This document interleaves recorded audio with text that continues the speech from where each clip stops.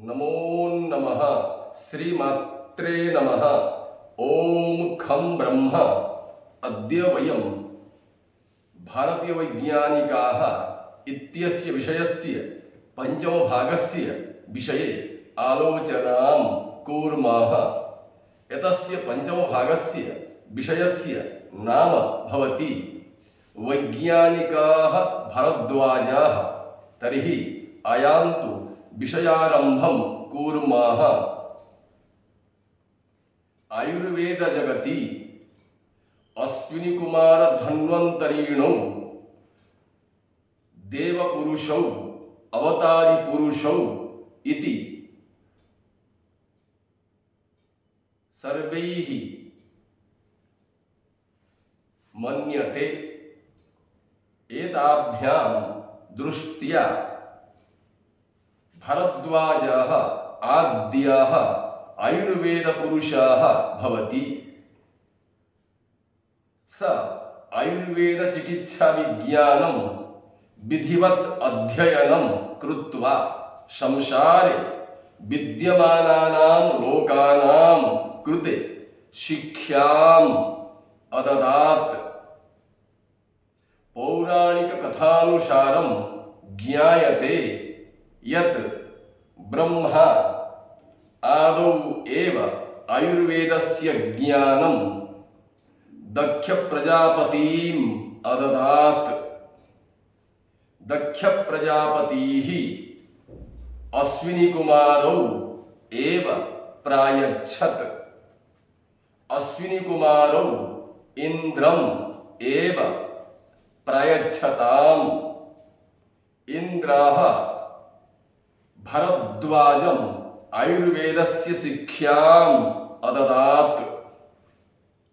भारद्वाजः इन्द्रतः आयुर्वेदस्य ज्ञानम् आसादितवान् इत्ययं विषयः चरकसंहितायां वर्णितः अस्ति। यत् संसारे यदा रोगाः वर्धमानाः जाताः तदा जनाः कष्टम् अनुभूतवन्तः।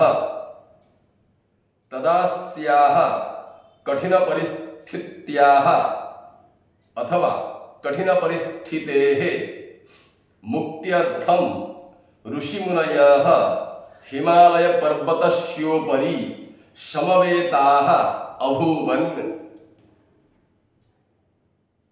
कुशलकामाय भारद्वाजमिन्द्रं प्रति प्रेषयामाशुः।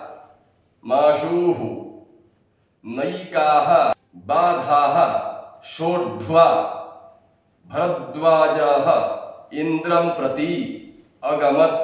तदा जयशब्दं कृत्वा संसारस्य मंगलार्थम् आयुर्वेदविज्ञानस्य ज्ञानं प्राप्तुं न्यवेदयत्। भारद्वाजस्य ज्ञानप्राप्तेः उत्कण्ठां वीक्ष्य इन्द्रः केषुचित् शब्देषु आयुर्वेदस्य मूलसिद्धान्तान् अकथयत्। इन्द्रेण भारद्वाजः आयुर्वेदविज्ञानस्य ज्ञानम् आप्तम्।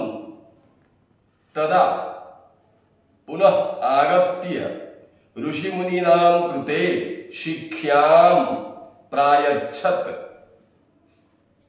विष्णुपुराण महाभारतयोः कथानुसारं ज्ञायते यत् भारद्वाजस्य पिता देवानां गुरुः आसीत्। तस्य मातुः नाम ममता आसीत्। बाल्यकाले स्वज्येष्ठभ्राता दीर्घतमसेन साकं कोलाहलकारणात् सर्वदेव दुःखी बभूव। परन्तु कञ्चित् कालात् परं